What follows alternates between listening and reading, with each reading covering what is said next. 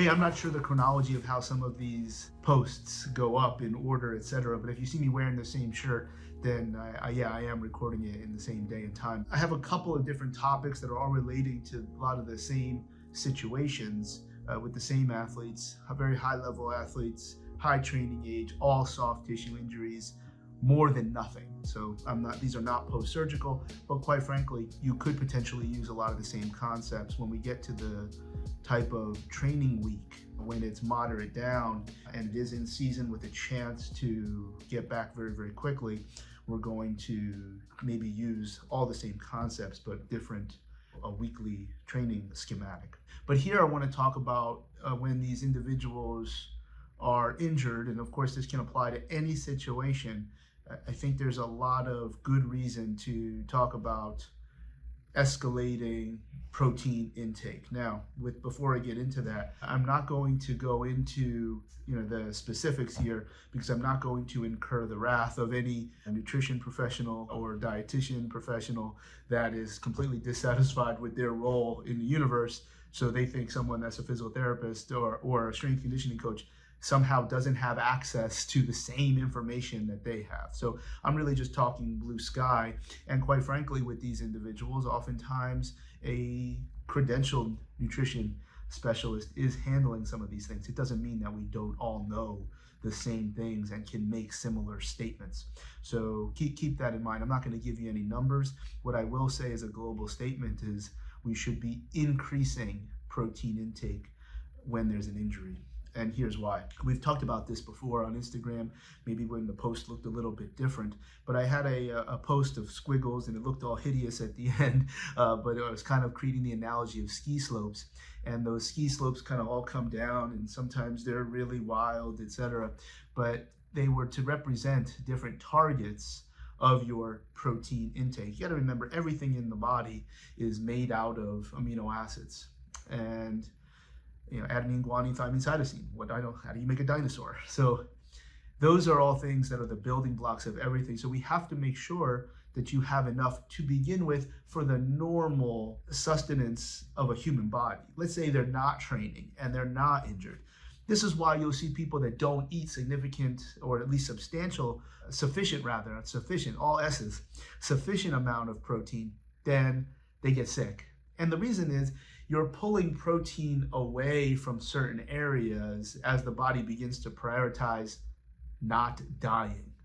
When you lose protein from certain organs, and the organs are simply, let's just say from this level, less robust, well, then you have a problem. And not only is performance maybe a second or third type of measurement here, this is significant health. And not only are we leaving an organ by taking structure away from it, that removal of structure is a metabolic process that has cost.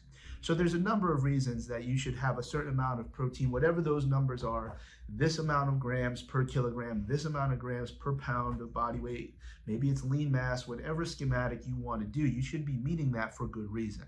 And it has nothing to do with having big arms. It has nothing to do with being able to perform well, something o'clock on something day. If somebody is completely sedentary and has no health or fitness goals, you could probably rationalize, okay, I only need this much for the normal turnover of the body. But of course, losing muscle mass to feed the organs is the next step of how the body will prioritize. So now, if you are training and breaking down muscle tissue in an investment to gain more, well then of course you are going to have to increase again. And that probably doesn't put you into anything that's beyond a commercial, pop cultural message of some of these numbers. I think you see probably a low range of something and maybe a high range of another. But now if you are training in any way, shape, or form, we need an increase in protein to feed the training process, particularly as it relates to skeletal muscle, and that there's enough to go to the body. It's like there's a competition now. For any one unit of amino acids, your body has to prioritize, hey, am I going to use these amino acids to build more muscle, or am I going to use this amino acids to not die? I think there's a significant message that the more muscle you have, the less overall chance that you have to die. All cause morbidity can be related back to muscle mass. So there's something there. I think, my opinion, is that when your protein is high, you have enough muscle mass. If you do start to pull, you're still in a surplus, if you will, not from a calorie intake, don't confuse that, but you have enough to go around so that you have enough muscle mass to have your training process not be completely catabolic at all times. So now you have like these two players that are competing with each other. One, again, to not die for your organs and normal turnover of all tissues of the body, of all 10 systems. And then, of course, what you are demanding of the body when you're training efficiently and intelligently. Next, when you're injured, now you have tissue that has been obliterated. There's a tissue that's been torn.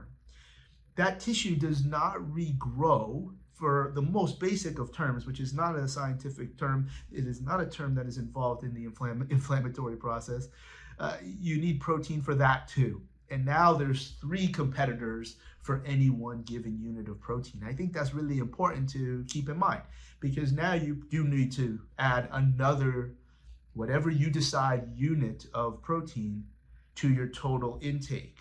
That's important because the new tissue does not heal from nothing.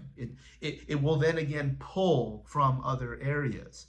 And then it's an interesting process of how the body may or may not prioritize finding some of these amino acids, where the body may be catabolic in some areas so it can be anabolic in others, to the point of how you're prioritizing not dying, and which systems of the body begin to either pay for those processes or start to overwork as a result of the cost of those processes.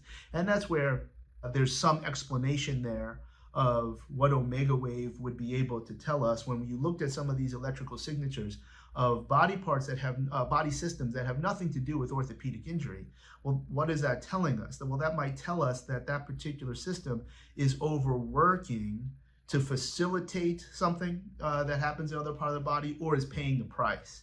So you always have clues of when the wrong thing is happening. It doesn't mean you have any type of pathology in, let's say, the adrenal-hypophyseal axis, in the hormonal systems.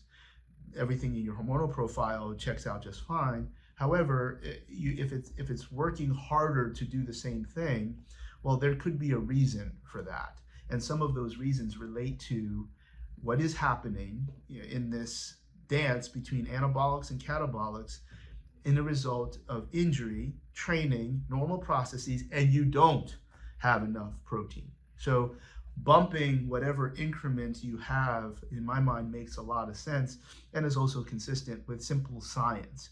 Tissue does not come from nothing. It doesn't come out of nowhere.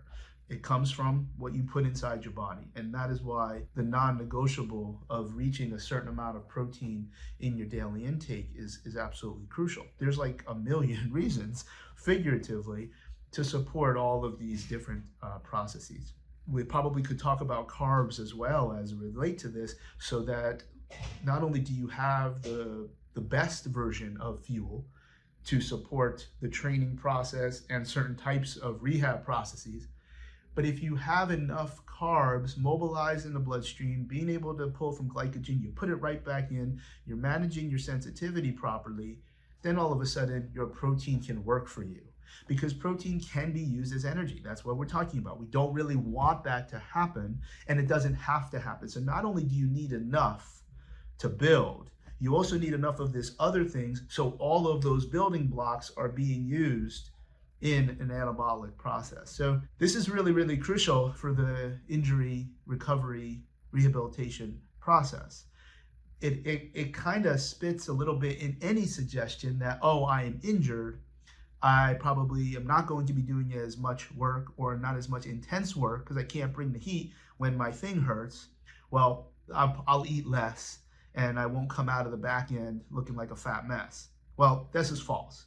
It's like the engine is idling the whole time. That is this local inflammatory response where inflammation, maturation, remodeling, whatever words, for the three different processes of the inflammatory response, that's the engine idling. That uses fuel. I may not use a ton. That's carbs and probably fats as well, but along with all the other micronutrients that are important. So I think the big message here is that if anyone is purporting to be a rehab specialist or even a training specialist, it is next to impossible to dissociate from whatever concepts, values, and procedures that are associated being a nutrition specialist. It's all one big giant thing. And really, train equals rehab does not need to be train equals rehab equals nutrition. That's not, we're kind of past that. It means everything. And I do think that there's a critical piece as we work with these folks over the last couple of weeks on making sure, very simply, there's just more protein on the plate.